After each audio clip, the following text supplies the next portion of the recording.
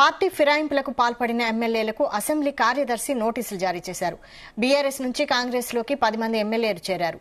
అనర్హత పిటిషన్పై సుప్రీంకోర్టులో బీఆర్ఎస్ పిటిషన్ ఆధారంగా ఈ నోటీసులు జారీ చేసినట్లు సమాచారం.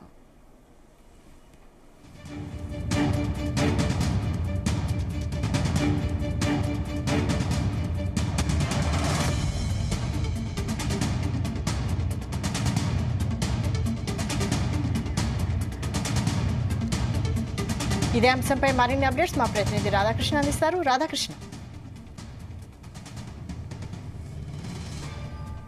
ఎమ్మెల్యేలపై అనర్హత పిటిషన్ సంబంధించి నిన్న సుప్రీంకోర్టులో విచారణ సందర్భంగా ఇప్పటి వరకు స్పీకర్ వాళ్ళ పార్టీ మారిన ఎమ్మెల్యేలకు నోటీసులు జారీ చేశారా అని చెప్పేసి నిన్న ప్రశ్నించింది. ఈ క్రమంలోనే ఈ రోజు అసెంబ్లీ సమావేశాలు జరుగుతున్న క్రమంలోనే 10 మంది ఎమ్మెల్యేకు అసెంబ్లీ కార్యదర్శి నోటీసులు ఇచ్చారు.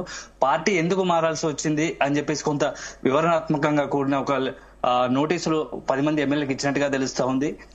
గత కొద్ది రోజులుగా ఈ ఎమ్మెల్యే అనర్హత పిటిషన్ సంబంధించి బీఆర్ఎస్ చాలా సీరియస్ గా తీసుకుంది. ఎలాగైనా ఈ 10 మంది పైన పార్టీ మారిన వారిపై చర్యలు తీసుకోవాలి, వెంటనే అనర్హత ప్రకటించాలని చెప్పేసి డిమాండ్ చేస్తూ వస్తుంది. దీంట్లో భాగంగా మొదట హైకోర్టులో పిటిషన్ దాఖలు చేసింది. వెంటనే ఈ 10 మంది ఎమ్మెల్యేలకు సంబంధించి అనర్హత పిటిషన్ కోర్టులో వేసింది. హైకోర్టు కొంత విచారణ జరిపి 4 నెలలుగా ఇప్పటి వరకు నోటీసులు ఎందుకు జారీ చేయలేదని చెప్పి ప్రశ్నించింది. 4 నెలల కాలంలోనే దీనికి సంబంధించి ఏదైనా ఒక స్పీకర్ ఒక నిర్ణయం తీసుకోవాల్సిందిగా హైకోర్టు సూచించినప్పటికీ స్పీకర్ కొంత దానికి సంబంధించి పూర్తి అంశాలను పరిగణలోకి రాలేదు. వచ్చిన తర్వాత వారితో మాట్లాడి చర్యలు తీసుకుంటా అని చెప్పి హైకోర్టుకు నివేదించారు. ఈ సందర్భంలో అక్కడ బీఆర్ఎస్ మరొక పిటిషన్ సుప్రీంకోర్టులో కూడా దాఖలు చేసింది.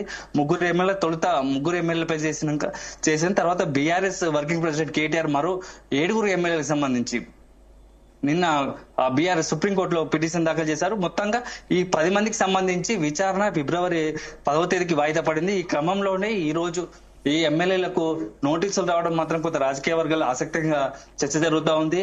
దీనికి సంబంధించి ఏదైనా స్పీకర్ ఒక నిర్ణయం తీసుకోబోతున్నాడా? మరో 10 రోజుల్లో ఫిబ్రవరి 10న సుప్రీంకోర్టు ఇప్పటికే దీనికి సంబంధించి విచారణ కొనసాగుతున్న క్రమంలో నోటీసులు జారీ చేసడం కొంత రాజకీయాల్లో ఇంట్రెస్టింగ్ గా మారింది. అందులోనూ అసెంబ్లీ సమావేశాలు జరుగుతున్న క్రమంలో ఏం జరగబోతోంది ఈ 10 మంది ఎమ్మెల్యేలకు సంబంధించి, తద్వారా స్పీకర్ ఏదైనా నిర్ణయం తీసుకోబోతాడా, లేకుంటే మొదటగా ఒక్కొక్కరిని పిలిచి వారి అభిమతాన్ని తెలుసుకునే ప్రయత్నం చేస్తాడా? తెలుసుకున్న తర్వాత 10 మంది ఎమ్మెల్యేల పైన ఎలాంటి చర్యలు ఉండబోతాయి, స్పీకర్ విచక్షణకు సంబంధించి నెక్స్ట్ తదుపరి ఏం చేయబోతాడని చెప్పేసి కొంత రాజకీయంగా ఆసక్తి జరుగుతుంది ఉంది అసెంబ్లీ సమావేశాలు జరుగుతున్న క్రమంలో. అయితే ఈ 10 మందికి సంబంధించి గతంలో ఏం జరిగింది, పార్టీ మారిన ఎమ్మెల్యేలకు సంబంధించి స్పీకర్ గా ఉన్నటువంటి స్పీకర్ నిర్ణయాధికారం చాలా కీలకమైనది. స్పీకర్ విచక్షణ ఆధారంగా కొన్ని నిర్ణయాలు ఉంటాయి. దానికి లోబడే స్పీకర్ ఏదైనా నిర్ణయం తీసుకునే అవకాశం ఉంటుంది. కాబట్టి కొంత సుప్రీంకోర్టు న్యాయస్థానాలు ఎలా ప్రవర్తిస్తాయి, గతంలో ఈ 10 మందికి ఎమ్మెల్యేలకు సంబంధించి స్పీకర్ కాకుండా న్యాయస్థానాలు ఇలాంటి నిర్ణయాలు ప్రకటించాయా, పూర్తి స్థాయిలో కొంత ఇటు సుప్రీంకోర్టు కావచ్చు, హైకోర్టు వీరికి సంబంధించి పూర్తి స్థాయిలో ఆధారాలకు సంబంధించి సమాచారం సేకరిస్తున్నారు.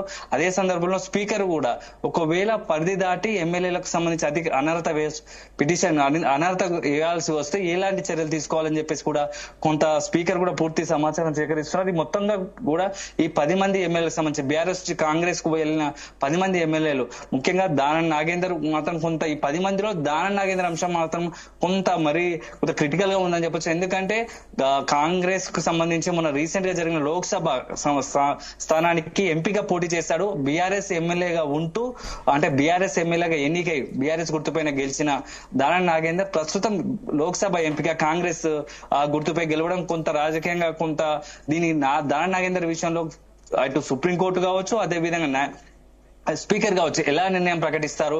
మిగతా వాళ్ళు గతంలో చాలా మంది పార్టీలు మారిన క్రమంలో కొంత స్పీకర్ కొంత విచక్షణాధికారం ఉంది కాబట్టి కొంత కాలానుగుణంగా సమయాన్ని ముందుకు తీసుకెళ్తారు. ఈ క్రమంలో ఎన్నికలు వచ్చాయి. కానీ ఇప్పుడున్న పరిస్థితుల్లో కొంత సుప్రీంకోర్టు ఏదైనా కీలక ఆదేశాలు జారీ చేస్తే కొద్ది రోజుల్లోనే దీనికి సంబంధించి స్పీకర్ ఒక నిర్ణయాన్ని ప్రకటించాల్సి వస్తే అప్పుడు ఎలాంటి నిర్ణయం ప్రకటిస్తారు?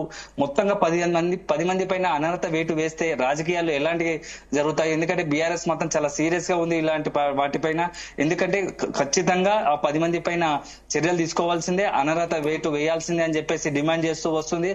పదే పదే ఈ విషయాన్ని స్పీకర్ దృష్టికి కావచ్చు, న్యాయస్థానం దృష్టి తీసుకొస్తుంది. ఎందుకంటే ఇప్పుడున్న పరిస్థితుల్లో ఉప ఎన్నికలు రావాలని బీఆర్ఎస్ కోరుకుంటున్నట్టుగా తెలుస్తుంది. ఉప ఎన్నికల్లో వస్తే 10 స్థానాల్లో తమ బలం ఏందో మరోసారి నిరూపించుకోవాలని కొంత బీఆర్ఎస్ కొంత ఉవ్విలూడుతున్నట్టుంది. ఈ క్రమంలోనే ఉప ఎన్నికల కోసం కావచ్చు, అదే ఇదొక ఉప ఎన్నికలు రావడానికి ఇదైనా సరైన సమయము.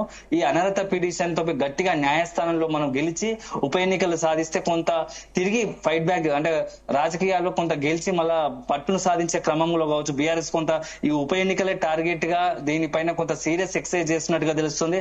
అదే సందర్భంలో కాంగ్రెస్ సీఎం రేవంత్ రెడ్డి కావచ్చు, కాంగ్రెస్ వర్గాలు కావచ్చు, గతంలో ఉన్న అనుభవాల దృష్ట్యా స్పీకర్ కొంత మొత్తంగా నిర్ణయం తీసుకుంటున్నారు, పార్టీ నుంచి గైడ్ చేస్తున్నారు. ప్రభుత్వం పరంగా కొంత స్పీకర్ కి సంబంధించి పార్టీ మారిన ఎమ్మెల్యేలకు సంబంధించిన స్పీకర్ తమ వాదన ఎలా ఉండాలో ఎమ్మెల్యేలకు కూడా గైడ్ చేస్తున్నట్టుగా తెలుస్తుంది. న్యాయపరంగా చిక్కులు రాకుండా కూడా కొంత ఎమ్మెల్యేలకు సంబంధించి అనర్హతకు సంబంధించిన పిటిషన్ ఎదుర్కొంటున్న 10 మంది ఎమ్మెల్యేలకు కొంత న్యాయ సలహాలు కూడా ప్రభుత్వం ఇస్తున్నట్టుగా తెలుస్తుంది. మొత్తంగా ఇప్పుడున్న పరిస్థితుల్లో ఈ 10 మంది ఎమ్మెల్యేలకు సంబంధించి నోటీసులు రావడం కొంత ఇప్పటి వరకు ఉన్న దాంట్లో కొంత మేజర్ డెవలప్మెంట్ అని చెప్పవచ్చు. ఇప్పటి వరకు నోటీసులు అందలేదని చెప్పి సుప్రీం ప్రశ్నించింది, గతంలో హైకోర్టు కూడా ప్రశ్నించింది. ఈ క్రమంలో ఎమ్మెల్యేలకు సంబంధించి నోటీసులు రావడం మాత్రం కొంత ఈ మొత్తం ఎపిసోడ్ లో ఈ అనర్హతకు సంబంధించి పిటిషన్ లో కొంత ముందడుగని చెప్పవచ్చు. సో ఫిబ్రవరి 10న సుప్రీం కోర్టులో విచారణ ఉంటుంది. ఆ విచారణ క్రమంగా ఏం చెబుతుంది సుప్రీంకోర్టు, ఎలాంటి ఆదేశాలు జారీ చేస్తుంది, నిర్దిష్టంగా ఈ క్రమం ఇంత నిర్దిష్ట సమయంలో కొంత ఈ స్పీకర్ నిర్ణయం ప్రకటించాల్సి ఉంటుందని చెప్తుందా, లేక స్పీకర్ ను గైడ్ చేస్తుందా మాత్రం కొంత వేచి చూడాల్సి ఉంటుంది. Right, thank you Radhakrishna.